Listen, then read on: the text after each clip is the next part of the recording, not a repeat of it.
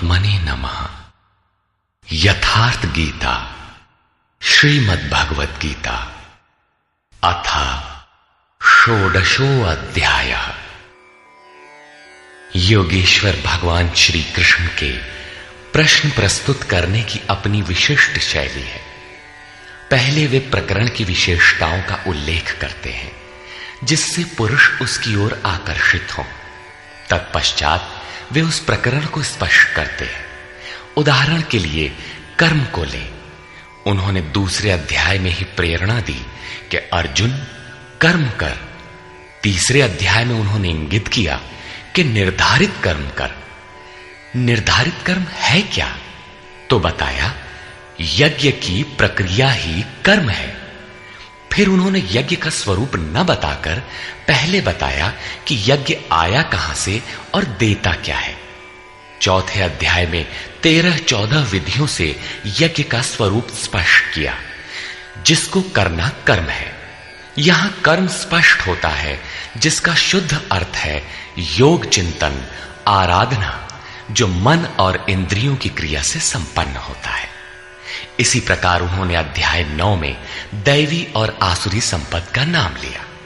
उसकी विशेषताओं पर बल दिया कि अर्जुन आसुरी स्वभाव वाले मुझे तुच्छ कहकर पुकारते हैं। हूं तो मैं भी मनुष्य शरीर के आधार वाला, क्योंकि मनुष्य शरीर में ही मुझे यह स्थिति मिली है। किंतु आसुरी स्वभाव वाले, मूढ़ स्वभाव वाले मुझे नहीं भजते, जबकि दैवी संपत्ति से युक्त भक्तजन अनन्य श्रद्धा से मुझे उपासते हैं। किंतु इन संपत्तियों का स्वरूप, उनका गठन अभी तक नहीं बताया गया। अब अध्याय 16 में योगेश्वर उनका स्वरूप स्पष्ट करने जा रहे हैं, जिनमें प्रस्तुत है पहले दैवी संपद के लक्षण। श्री भगवान वाच।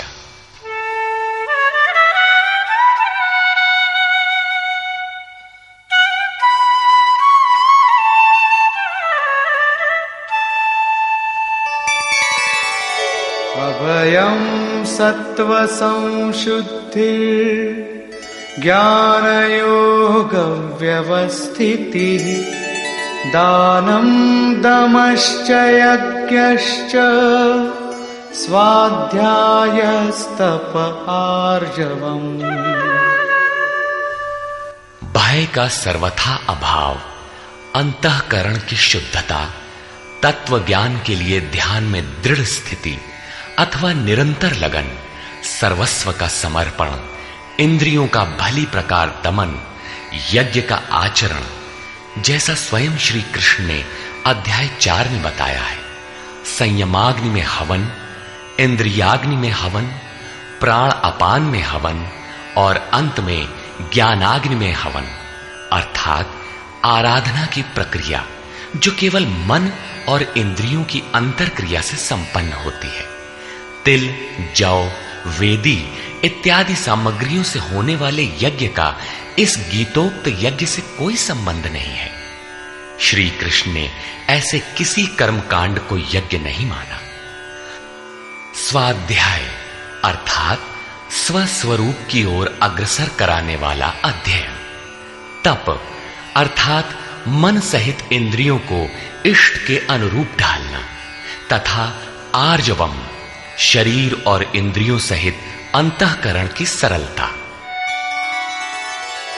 अहिंसा सत्यम क्रोधस् त्यागः शान्तिरपैशुनम् दया भूतेष्वलोलुप्त्वम् मार्दवम् धीरचापलम्। अहिंसा अर्थात आत्मा का उद्धार, आत्मा को अधोगति में पहुंचाना ही हिंसा है। श्री कृष्ण कहते हैं, यदि मैं सावधान होकर कर्म में न बरतूं तो इन संपूर्ण प्रजा का हनन करने वाला और वर्ण संकर का कर्ता हूं। आत्मा का शुद्ध वर्ण है परमात्मा, उसका प्रकृति में भटकना वर्ण संकर है। आत्मा की हिंसा है और आत्मा का उद्धार ही अहिंसा है। सत्य, सत्य का अर्थ यथार्थ और प्रिय भाषण नहीं है। आप कहते हैं ये वस्त्र हमारा है, तो क्या आप सच बोलते हैं? इससे बड़ा झूठ और क्या होगा? जब शरीर आपका नहीं है, नश्वर है, तो इसे ढांकने का वस्त्र कब आपका है? वस्तुतः सत्य का स्वरूप योगेश्वर ने स्वयं बताया है कि अर्जुन, सत्य वस्तु का तीनों कालों में कभी अभाव नहीं है। ये आत्मा ही सत्य है, यही परम सत्य है। इस सत्य पर दृष्टि रखना, क्रोध का न होना, सर्वस्व का समर्पण, शुभाशुभ कर्म फलों का त्याग, चित्त की चंचलता का सर्वथा अभाव, लक्ष्य के विपरीत निंदित कार्यों को न करना, संपूर्ण प्राणियों में दया भाव, इंद्रियों का विषयों से संयोग होने पर भी उनमें आसक्ति का अभाव, कोमलता, अपने लक्ष्य से विमुख होने में लज्जा, व्यर्थ की चेष्टाओं का अभाव तथा तेज क्षमा धृति शौचम अद्रोहो नातिमानिता भवन्ति संपदं दैवीम् अभिजातस्य भारत। तेज जो एकमात्र ईश्वर में है, उसके तेज से जो कार्य करता है, महात्मा बुद्ध की दृष्टि पड़ते ही अंगुलीमाल के विचार बदल गए। ये उस तेज का ही परिणाम था जिससे कल्याण का सृजन होता है, जो बुद्ध में था। क्षमा, धैर्य, शुद्धि, किसी में शत्रु भाव का न होना, अपने में पूज्यता के भाव का सर्वथा अभाव, ये सब तो हे अर्जुन दैवी संपत्ति को प्राप्त पुरुष के लक्षण हैं। इस प्रकार कुल 26 लक्षण बताए, जो सब के सब तो साधना में परिपक्व अवस्था वाले पुरुष में संभव है और आंशिक रूप में आप में भी निश्चित है, तथा आसुरी संपत्ति से आप्लावित मनुष्यों में भी ये गुण है, किंतु प्रसुप्त रहते हैं, तभी तो घोर पापी को भी कल्याण का अधिकार है। अब आसुरी संपद के प्रमुख लक्षण बताते हैं।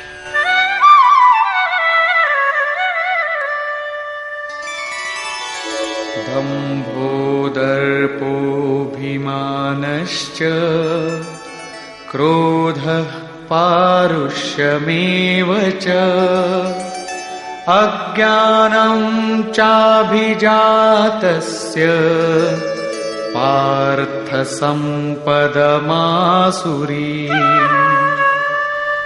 हे पार्थ, पाखंड, घमंड, अभिमान, क्रोध, कठोर वाणी और अज्ञान, ये सब आसुरी संपद को प्राप्त पुरुष के लक्षण हैं। दोनों संपदाओं का कार्य क्या है? दैवी संपद विमोक्षाय निबंधायासुरी मता मा शुच संपदं दैवी अभिजातोऽसि पांडव। इन दोनों प्रकार की संपदाओं में से दैवी संपत्ति तो विमोक्षाय, विशेष मोक्ष के लिए है, और आसुरी संपदा बंधन के लिए मानी गई है। हे अर्जुन, तू शोक मत कर, क्योंकि दैवी संपदा को प्राप्त हुआ है, विशेष मुक्ति को प्राप्त होगा, अर्थात मुझे प्राप्त होगा। वे संपदाएं रहती कहां हैं?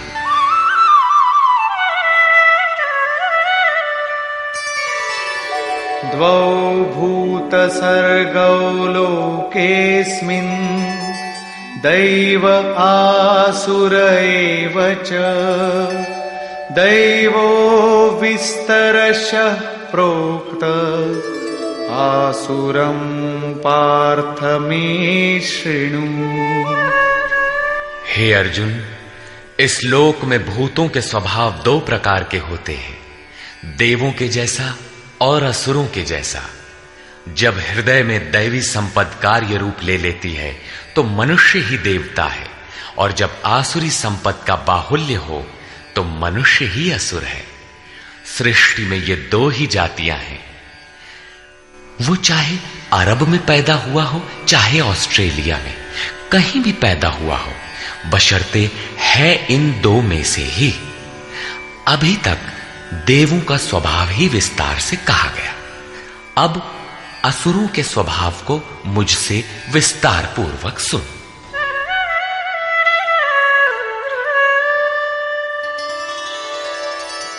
प्रवृत्तिञ्च निवृत्तिञ्च जना न विदुरासुराः न शौचं नापि चाचारो न सत्यं तेषु विद्यते। हे अर्जुन, असुर लोग कार्यम कर्म में प्रवृत्त होने और अकर्तव्य कार्य से निवृत्त होना भी नहीं जानते, इसलिए उनमें न शुद्धि रहती है, न आचरण और न सत्य ही रहता है। उन पुरुषों के विचार कैसे होते हैं? असत्यम प्रतिष्ठं ते जगदाहुरनीश्वरम् अपरस्पर संभूतम् किमन्यत् काम हेतुकम्।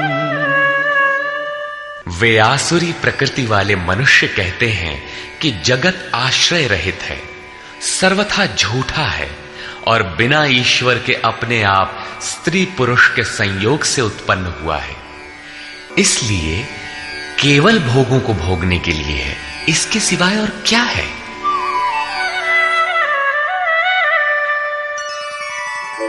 एतां दृष्टिमवष्टभ्य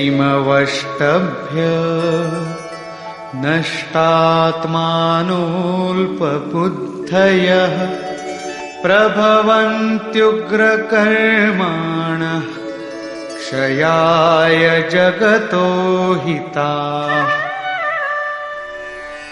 इस मिथ्या दृष्टिकोण के अवलंबन से जिनका स्वभाव नष्ट हो चुका है, वे मंद बुद्धि अपकारी क्रूर कर्मी मनुष्य केवल जगत का नाश करने के लिए ही उत्पन्न होते हैं।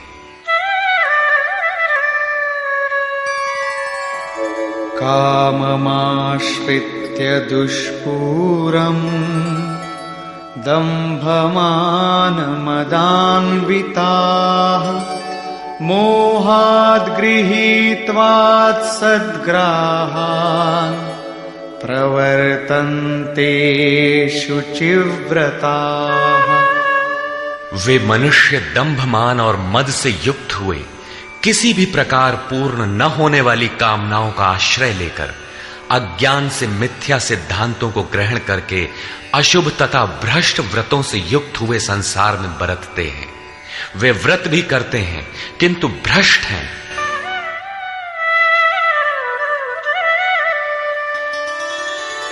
चिंताम परिमेयांच प्रलयांतामुपाश्रिताः कामोपभोगपरमा एतावदिति निश्चिताः।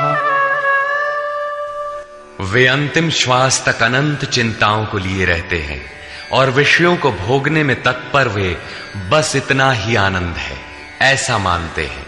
उनकी मान्यता रहती है कि जितना हो सके भोग संग्रह करो, इसके आगे कुछ नहीं है। आशापाशशतैर्बद्धाः कामक्रोधपरायणाः ईहन्ते कामभोगार्थम् अन्यायेनार्थसञ्चयान्।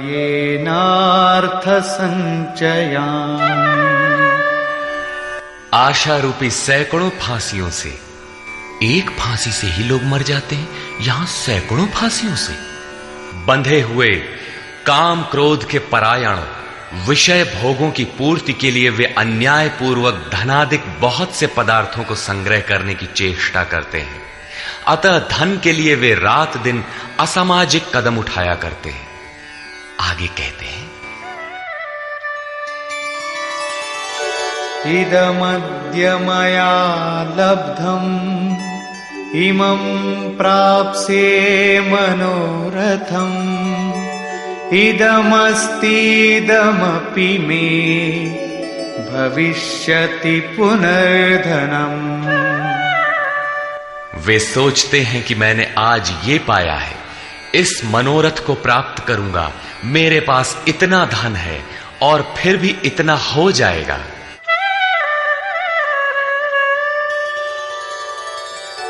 असौ मया हतः शत्रुः हनिष्ये चापरानपि ईश्वरोऽहमहं भोगी सिद्धोऽहं बलवान् सुखी। वो शत्रु मेरे द्वारा मारा गया और दूसरे शत्रुओं को भी मैं मारूंगा। मैं ही ईश्वर और ऐश्वर्य का भोगने वाला हूं। मैं ही सिद्धियों से युक्त बलवान और सुखी हूं। आढ्योऽभिजनवानस्मि कोऽन्योऽस्ति सदृशो मया यक्ष्ये दास्यामि मोदिष्य इत्यज्ञानविमोहिताः। मैं बड़ा धनी और बड़े कुटुंब वाला हूं। मेरे समान दूसरा कौन है? मैं यज्ञ करूंगा, मैं दान दूंगा, मुझे हर्ष होगा। इस प्रकार के अज्ञान से वे विशेष मोहित रहते हैं। क्या यज्ञ दान भी अज्ञान है? इस पर श्लोक 17 में स्पष्ट किया है। इतने पर भी वे नहीं रुकते, बल्कि अनेक भ्रांतियों के शिकार रहते हैं। इस पर कहते हैं,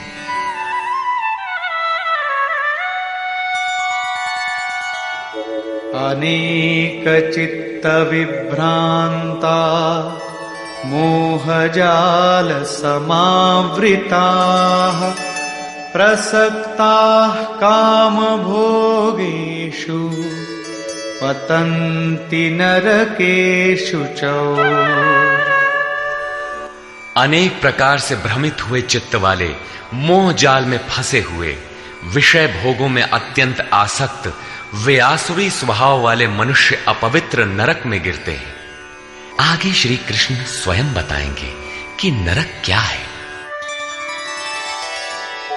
आत्मसंभाविता स्तब्धा धनमानमदान्विता यजन्ते नाम यज्ञैस्ते दंभेना विधिपूर्वकम्। अपने आप को ही श्रेष्ठ मानने वाले, धन और मान के मद से युक्त होकर वे घमंडी मनुष्य शास्त्र विधि से रहित केवल नाम मात्र के यज्ञों द्वारा पाखंड से यजन करते हैं। क्या वही यज्ञ करते हैं जैसा श्री कृष्ण ने बताया है? नहीं, उस विधि को छोड़कर करते हैं, क्योंकि विधि योगेश्वर ने स्वयं बताया है। अध्याय 4/24, 33 तथा अध्याय 6/10 से 17 तक।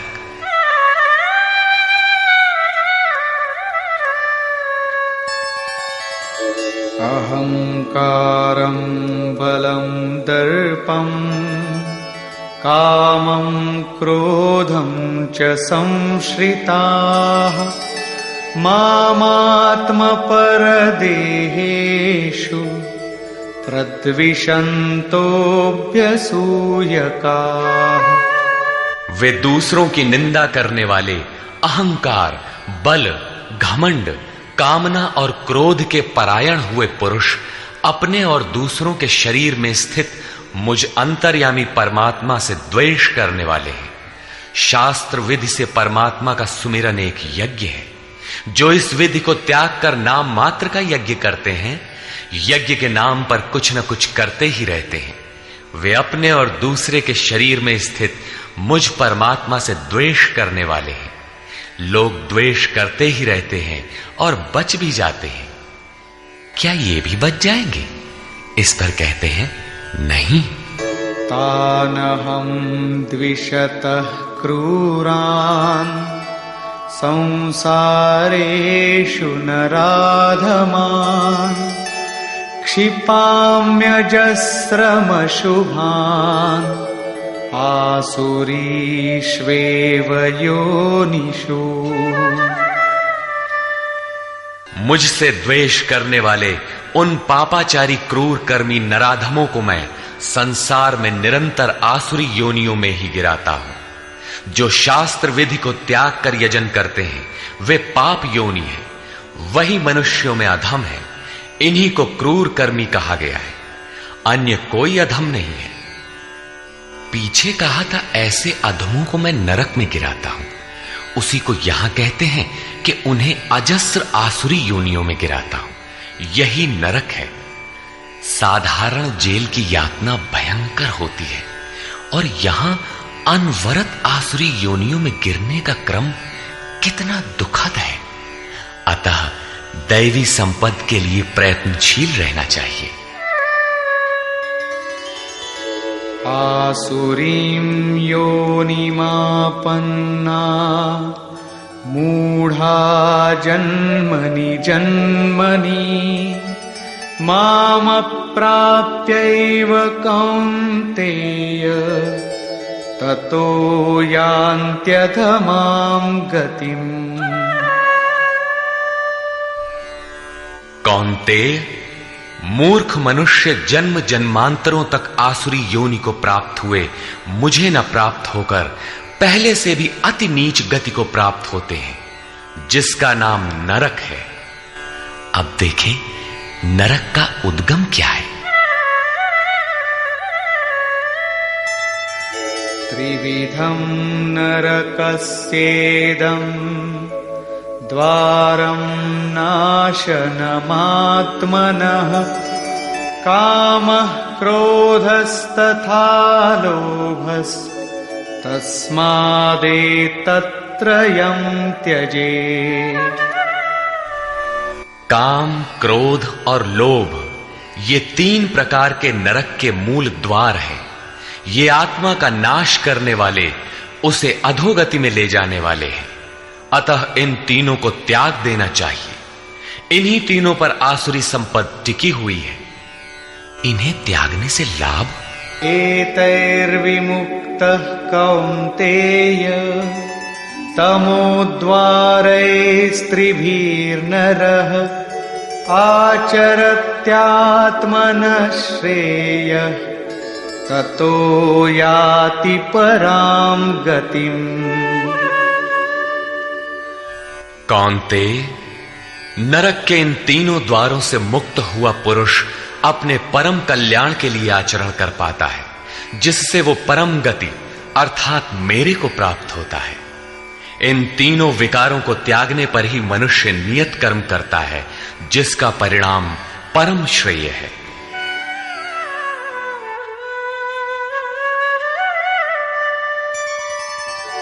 यशास्त्र विधिमुत्सृज्य वर्तते कामकारतः न स सिद्धिमवाप्नोति न सुखम न परां गतिम्।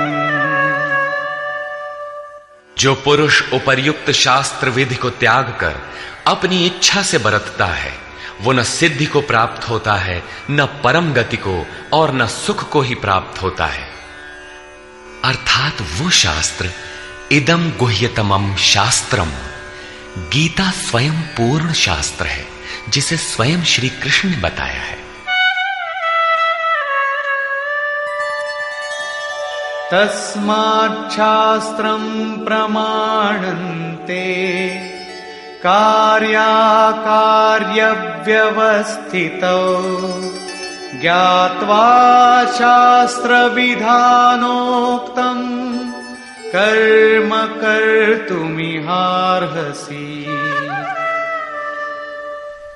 इसलिए अर्जुन, तेरे लिए इस कर्तव्य और अकर्तव्य की व्यवस्था में कि मैं क्या करूं क्या न करूं, इसकी व्यवस्था में शास्त्र ही एक प्रमाण है।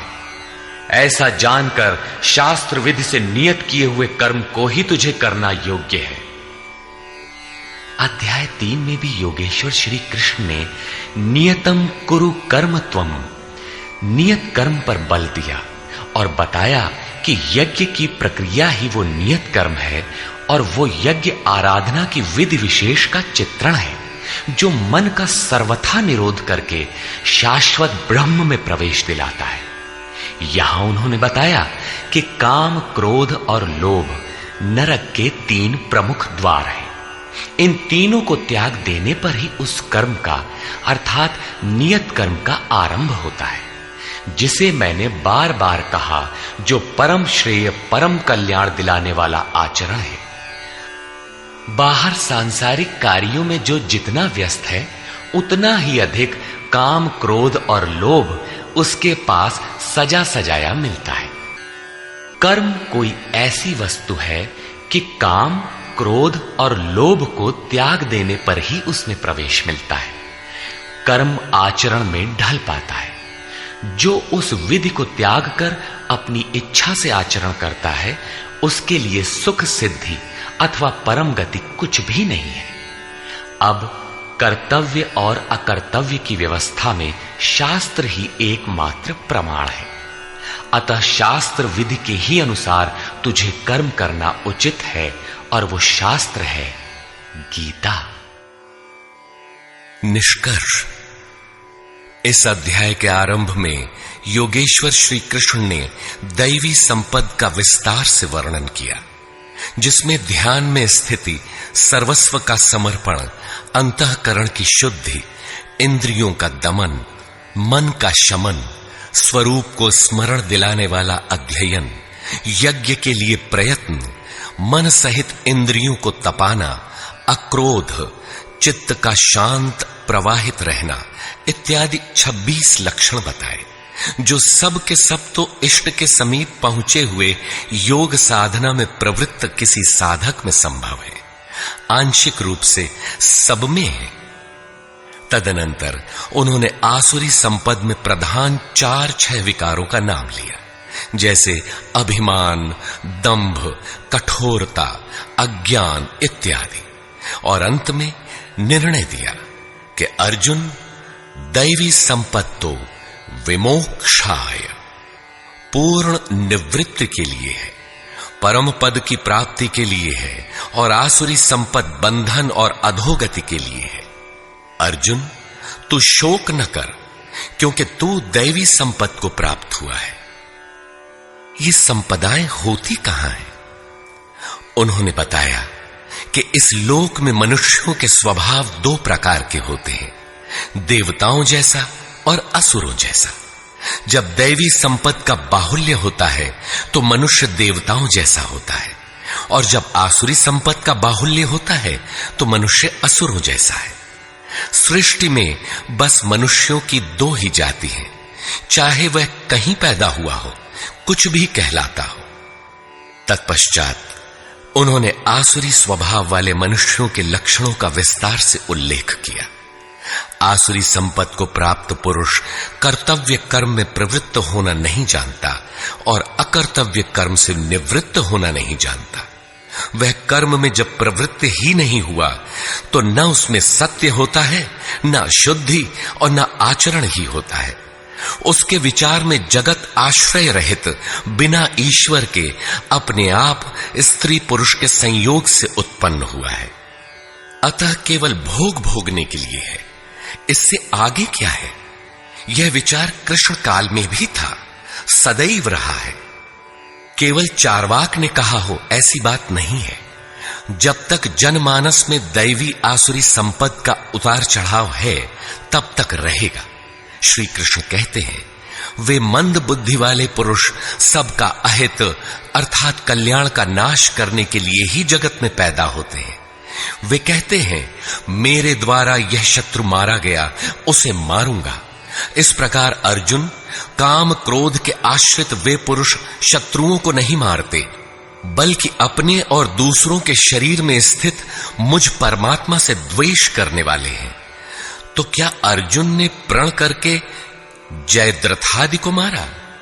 यदि मारता है तो आसुरी संपद वाला है, उन परमात्मा से द्वेष करने वाला है। जबकि अर्जुन को श्री कृष्ण ने स्पष्ट कहा कि तू दैवी संपत्ति को प्राप्त हुआ है, शोक मत कर। यहां भी स्पष्ट हुआ कि ईश्वर का निवास सबके हृदय देश में है। स्मरण रखना चाहिए कि कोई तुम्हें सतत देख रहा है, अतः सदैव शास्त्र निर्दिष्ट क्रिया का ही आचरण करना चाहिए, अन्यथा दंड प्रस्तुत है। योगेश्वर श्री कृष्ण ने पुनः कहा कि आसुरी स्वभाव वाले क्रूर मनुष्यों को मैं बारंबार नरक में गिराता हूं। नरक का स्वरूप क्या है? तो बताया, बारंबार नीच अधम योनियों में गिरना एक दूसरे का पर्याय है। यही नरक का स्वरूप है। काम, क्रोध और लोभ नरक के 3 मूल द्वार हैं। इन तीनों पर ही आसुरी संपत्ति टिकी हुई है। इन तीनों को त्याग देने पर ही उस कर्म का आरंभ होता है जिसे मैंने बार बार बताया है। सिद्ध है कि कर्म कोई ऐसी वस्तु है जिसका आरंभ काम, क्रोध और लोभ को त्याग देने पर ही होता है। सांसारिक कार्यों में मर्यादित ढंग से सामाजिक व्यवस्थाओं का निर्वाह करने में भी जो जितने व्यस्त हैं, काम, क्रोध और लोभ उनके पास उतने ही अधिक सजे सजाए मिलते हैं। वस्तुतः इन तीनों को त्याग देने पर ही परम में प्रवेश दिलाने वाले निर्धारित कर्म में प्रवेश मिलता है। इसलिए मैं क्या करूं, क्या न करूं, इस कर्तव्य और अकर्तव्य की व्यवस्था में शास्त्र ही प्रमाण है। कौन सा शास्त्र? यही गीता शास्त्र। किमन्ययी शास्त्र विस्तरई। इसलिए इस शास्त्र द्वारा निर्धारित किए हुए कर्म विशेष अर्थात यज्ञार्थ कर्म को ही तू कर।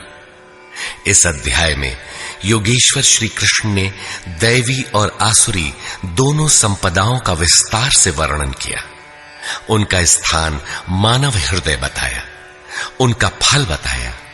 अतः ओम तत्सदिति श्रीमद् भगवद गीता सूपनिषत्सु ब्रह्म विद्यायाम योग शास्त्रे श्री कृष्णार्जुन संवादे दैवासुर संपद विभाग योगो नाम षोडशो अध्याय। इस प्रकार स्वामी अड़गड़ानंद कृत श्रीमद् भगवद गीता के भाष्य यथार्थ गीता का 16वां अध्याय पूर्ण होता है। हरि ओम तत्सत।